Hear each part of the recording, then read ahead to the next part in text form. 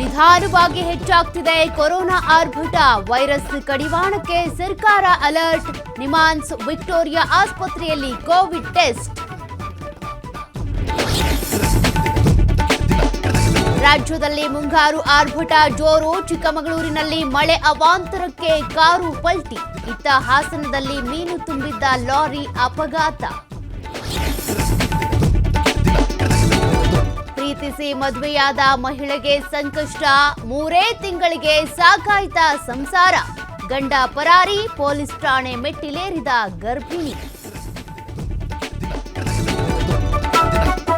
18 BJP ಶಾಸಕರಿಗೆ good news. ಅಮಾನತು ಆದೇಶ ಹಿಂಪಡೆಯುವ ಸಾಧ್ಯತೆ.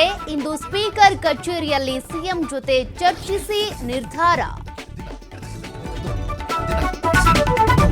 ಸಾರ್ವಜನಿಕರಿಗೆ ವಿಧಾನಸೌಧ ವೀಕ್ಷಣೆ ಭಾಗ್ಯ. ಪ್ರತಿ ಭಾನುವಾರ 2ನೇ ಶನಿವಾರ ಅವಕಾಶ. ಮಕ್ಕಳಿಗೆ ಉಚಿತ ಪ್ರವೇಶ. ವಯಸ್ಕರಿಗೆ ನಿಗದಿತ ಶುಲ್ಕ.